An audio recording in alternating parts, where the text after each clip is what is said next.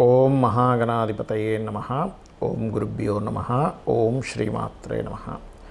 పరమేశ్వర స్వరూపమైనటువంటి జ్యోతిష, వాస్తు మరియు ఇతర అనేకమైనటువంటి శాస్త్రములను మనకు అందించినటువంటి మహర్షులకి నమస్కారం.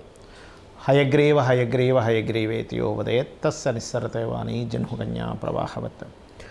అరుణాం కరుణాతరంగితాక్షీం ధృతపాశాంకుశపుష్పబాణచాపాం అనిమాదిభిరావృతాం మయూకైః అహమిత్యేవ విభావయే భవానీం. శ్రీమాత్రే నమః. ప్రేక్షకులకి ఆ లలితాంబిక అమ్మవారి యొక్క అనుగ్రహం పరిపూర్ణంగా కలగాలని మనస్ఫూర్తి కోరుకుంటూ మనం ఈరోజు చెప్పుకోబోయేటువంటి టాపిక్ 2025 జనవరి మాసంలో ఫలితాలు ఏ విధంగా ఉన్నాయి, మరియు ఏ విషయాల పట్ల మీరు జాగ్రత్తగా ఉండాలి, అదేవిధంగా ఎటువంటి పరిహార మార్గం చేసుకుంటే ఇబ్బంది పడకుండా సంతోషంగా ఉంటాము అనేటువంటి విషయాలు చెప్తుంది నేనైనప్పటికీ కూడా చెప్పిస్తుంది సాక్షాత్ లలిత అమ్మవారిగా భావిస్తూ ఒక్కొక్క లగ్నరీత్యా, లగ్నం తెలియని వారు రాశిరీత్యా చూసుకుందాం. అయితే దీనికంటే ముందు అసలు గ్రహాలు ఎక్కడెక్కడ ఉన్నాయి ఈ జనవరి మాసంలో. గురువు వక్రించే ఉన్నాడు, ఇంకా అదేవిధంగా కుజుడు కూడా వక్రించి ఉన్నాడు ఈ జనవరి మాసంలో. అదేవిధంగా కేతు కన్యారాశిలోని, బుధుడు వృశ్చికంలో ఉంటూ 4వ తేదీ ధనస్సులోకి, 25వ తేదీ మకరంలోకి ఎంటర్ అవుతున్నాడు. చంద్రుడైతే మొత్తం ఒక నెలలో ఒక రౌండ్, అంటే ఈ యొక్క మకరం నుంచి మళ్ళీ మకరం వరకు చేరుకుంటాడు. రవి 14వ తేదీ ధనస్సులోకి, ధనస్సు నుంచి మకరంలోకి, శుక్రుడు శని కుంభరాశిలో ఉన్నాడు. ఈ శుక్రుడు మీనంలోకి రాహువుని చేరుకుంటాడు, రాహు మీనంలో ఉన్నాడు. 28వ తేదీ చేరుకుంటున్నాడు. అంటే ఆల్మోస్ట్ నెల రోజులు మొత్తం శుక్రుడు ఇక్కడే ఉంటాడు. ఈ యొక్క గ్రహస్థితిని అనుసరించి ద్వాదశ లగ్నాల వరకు ఎలా ఉంటుందనే విషయం మనం ఇప్పుడు తెలుసుకుందాం. సింహలగ్నము, సింహరాశి. మీకు గనక చూసుకున్నట్లయితే మీకు ప్రస్తుతం మీ యొక్క రాశ్యాధిపతి పంచమ స్థానంలో ఉన్నాడు కాబట్టి 14వ తేదీ వరకు మీకు రాజకీయ సంబంధించినటువంటి విషయంలో చాలా బాగుంటుంది. 14వ తేదీ దాటిన తర్వాత రుణాల కోసం చేసే ప్రయత్నం ఫలిస్తుంది. జనవరి 14 దాటిన తర్వాత ధన సంబంధించిన విషయంలో కొంత ఆగడము, రావాల్సిన డబ్బులు ఇదిగో వస్తాయి అనుకుంటూ కొంత కట్ అవ్వడం ఇట్లాంటివి చూపిస్తుంది.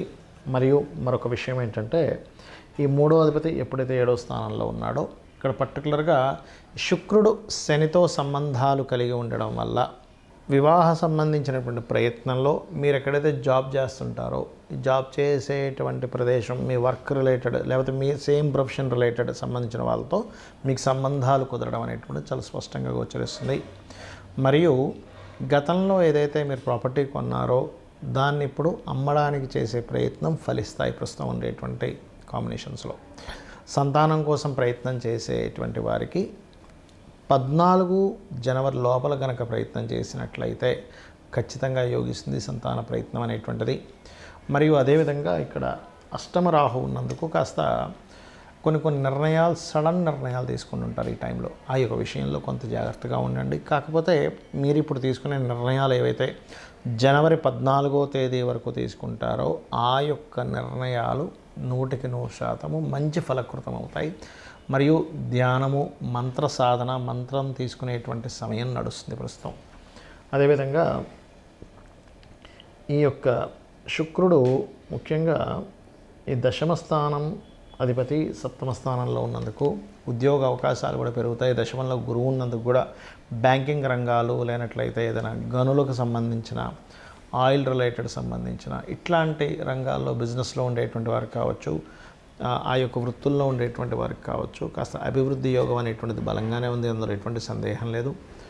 కాకపోతే ఇక్కడ ఈ 2వ స్థానంలో కేతు ఉన్నందుకు మాత్రం ధనం ఏదో రూపంలో కాస్త ఎక్కువ ఖర్చు అవ్వడం జరుగుతూ ఉంటుంది. కాబట్టి మీరు ఏం చేస్తారంటే గణపతిని ఎక్కువగా ఆరాధించండి. ఎంత గణపతిని ఆరాధిస్తే అంత బాగుంటుంది, గుర్తుపెట్టుకోండి.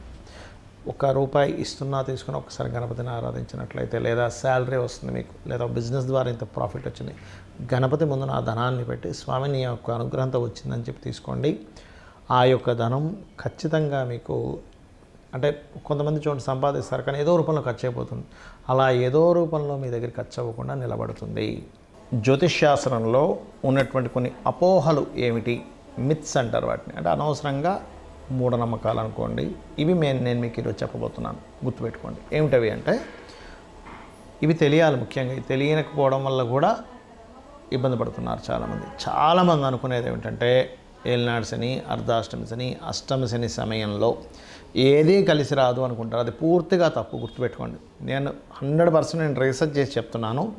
అష్టమి శని, అర్ధాష్టమి శని, ఏలినాడు శని కేవలం మీకు కొద్దిగా ఆలస్యము, అనుభవము, ఒక విషయాన్ని నేర్పేలాగా కర్మకారకుడు మీకు ఆ స్థానాల్లో ఉండి ఇస్తాడు. అంటే మీ యొక్క కర్మ ఏంటంటే ఆ సమయంలో కొంచెం స్ట్రెస్ అవ్వడం వల్ల జీవితంలో ఏది నిజమో అని తెలుసుకుంటారు, కానీ ఏది కలిసి రాకపోవడం కాదు, గుర్తుపెట్టుకోండి. కలిసి రావాలంటే ఏం చేయాలో నేర్చుకుంటారు మీరు, కలిసి రాకపోవడం కాదు. ఎందుకంటే నేను దీని మీద 140 మంది ప్రెసిడెంట్ల జాతకాలు చూశాను. వాళ్ళకి పర్టికులర్గా ప్రెసిడెంట్లను కాదు, ఎమ్మెల్యేలు, ఎంపీలు చాలామంది జాతకాల్లో, పెద్ద పెద్ద బిజినెస్ మ్యాన్ జాతకాల్లో, ముఖ్యంగా రాజకీయ నాయకుల జాతకాల్లో నేను చూసింది ఏంటంటే ఏలినాడు శని, అర్ధాష్టమి శని, అష్టమి శని సమయాల్లోనే వాళ్ళు పీఎంలు, సీఎంలు కూడా అయ్యారు. మీకు ఎందుకు మన నరేంద్ర మోడీ గారు ఏలినాడు శనిలోనే ఆయన పీఎంగా ఉన్నది వృశ్చిక రాశి. జగన్ అతను అష్టమి శనిలోనే ఆయన సీఎంగా నిలబడ్డారు. మన ఎంతోమంది చంద్రబాబు నాయుడు గారు కావచ్చు, స్వర్గీయ ఎన్టీ రామారావు గారు కావచ్చు. నేను చెప్పేది ఒకటే, అంటే రాజ్యాన్నే ఇస్తున్నటువంటి శని మీకెందుకు ఏమీ కలిసి రాకుండా చేస్తాడంటే ఒక్కసారి ఆలోచించండి. ఎందుకంటే నేను ఈ విషయాన్ని ఎందుకు స్పష్టంగా చెప్తున్నానంటే అనవసరంగా ఇది ఏమీ కలిసి రాదేమో అని ఏమీ చేయకుండా ఉండిపోతున్నారు. అది కాదు. శని అంటే కర్మకారకుడు, విజయానికి కారకుడు. కష్టం ఇస్తాడు, ఇవ్వడం నేను అనట్లే. స్లో మూమెంట్, స్లో ఉంటుంది. కానీ అదే శని భగవానుని కనుక మీరు చక్కగా దీపారాధన చేసి రెగ్యులర్గా ఒక ఆంజనేయ స్వామి ఆలయమో, నరసింహస్వామి ఆలయమో, స్కందుడు ఆలయానికి వెళ్ళారనుకోండి 100% పాజిటివ్ ఫలితాలు ఇస్తాడు. అది. ఇక రెండవది ఏంటంటే కాలసర్పదోషం గురించి చాలామంది భయపడుతున్నారు. కాలసర్పదోషం కాలానికి సంబంధించినటువంటిది. అంటే దేశ కాల సంబంధించిన పరిస్థితులు ఎలా ఉంటాయి చెప్పేటువంటి అంశం. జన్మజాతకానికి అప్లై చేయకూడదు కాలసర్పదోషానికి, కేవలం సర్పదోషాలను మాత్రం అప్లై చేయాలి. మరి కాలసర్పదోషానికి ఒక ప్రెడిక్షన్ ఉంటుంది కదా అంటే ఉంటుంది, దానికి ఒక ప్రెడిక్షన్ ఉంటుంది. అంతేగాని ఎందుకు కలిసి రాదని కాదు. మెగాస్టార్ చిరంజీవి గారికి ఉంది కాలసర్పదోషం. ఎంతోమంది రాజకీయ నాయకుల్లో పెద్ద పెద్ద రేంజ్లో వెళ్ళిన వాళ్ళకి, పెద్ద పెద్ద బిజినెస్ పీపుల్కి నేను చూశాను కాలసర్పదోషం. మరి వాళ్ళు ఎందుకు అలా ఆ రేంజ్లోకి ఎదిగారు అనేది ఒక్కసారి ఆలోచించండి. ఆస్ట్రాలజీ 100% ఉంది, కానీ దాన్ని రీసెర్చ్ చేసి దాన్ని అర్థం చేసుకొని దాన్ని ఎలాగ మనకి ఎందుకు అందించారనే విషయాన్ని పూర్తిగా అర్థం చేసుకోవాలి. అలాగే మరొక విషయం ఏంటంటే, ఒకటి ప్రతిసారి కూడా మనం ప్రతిదానికి కూడా ఏలినాడు శననో సర్పదోషం ఉందనో పెట్టుకుంటాం. అలా కాదు. పర్టికులర్ భావం అంటే మీకు వివాహం అవ్వటం లేదు, ఓకే, 7th లార్డ్ ఎవరయ్యారు చూసుకొని ఆ 7th లార్డ్ బలహీనంగా ఉన్నాడా, అందుకే అవ్వట్లేదు. దాన్ని చిన్న చిన్న మంత్రాలతో, లలిత సహస్రనామం ఉంది, అందులో ఓం కామేశబద్ధ మాంగళ్య సూత్ర శోభిత కందరాయ నమః ఖచ్చితంగా ఇంట్లో కూర్చొని చక్కగా చేసుకొని ఫ్రీ అయిపోతుంది. దానికి అంతేగాని అమ్మో దీనికి ఏదో లక్షలు కట్టించి పూజ చేసుకోవాలి అప్పుడే నాకు ఆ దోషం పోతుంది అనేటువంటిది కాదు. కలియుగంకున్న గొప్పతనం ఏంటంటే నామస్మరణ చేత పోతుంది, క్లియర్ అయిపోతుంది. మీ దగ్గర డబ్బులు ఉన్నాయి, నేను చక్కగా పూజ చేయించుకుంటాను, ఇంటికి పురోహితుని పిలిపించి ఒక హోమం చేయించుకుంటానంటే చేయించుకోండి, ఏమీ తప్పు కాదు. అది ధనం ఉంటే చక్కగా ఇంటికి పురోహితుని పిలిపించుకొని చక్కగా పూజ చేసి అతనికి దక్షిణ ఇచ్చి 10 మందికి భోజనాలు పెట్టండి. దానివల్ల ఒక సిస్టమ్ అంటే మనీ సర్క్యులేట్ అవుతుంది, దానివల్ల దేవతలు కూడా ఆనందిస్తారు. నేను కాదనట్లే, కానీ డబ్బులు లేకపోయినా అప్పులు చేసి మాత్రం ఎట్టి పరిస్థితుల్లో మీరు పూజ చేస్తేనే వర్కౌట్ అవుతుందని మాత్రం ఏమీ లేదు. ఎందుకంటే భగవంతుడికి అన్నీ తెలుసు. అయ్యా ఈ వ్యక్తి దగ్గర డబ్బులే ఉన్న దాంట్లో సంతృప్తిగా నాకు చేసుకుంటున్నాడు అని భగవంతుడికి తెలుసు. భగవద్గీతలో చాలా స్పష్టంగా చెప్పాడు ఆయన. ఏంటంటే మీరు గనక అంటే పత్రమైనను, పుష్పమైనను, ఫలమైనను, ఉదకమైనను ఫలాపేక్షరహితంగా నాకు సమర్పిస్తే నేను దాన్ని ప్రీతితో స్వీకరిస్తున్నాను అన్నాడు. ఉదకం అంటే చిన్న నీటి చుక్కండి. కాబట్టి ఎక్కడా కూడా ఇది చేస్తేనే అవుతుంది, లేకపోతే నాకు ఇది అవ్వదు అనేటువంటిది లేదు. నామస్మరణ చేయండి, కేవలం నామస్మరణ కూడా మిమ్మల్ని ఉద్ధరిస్తుంది.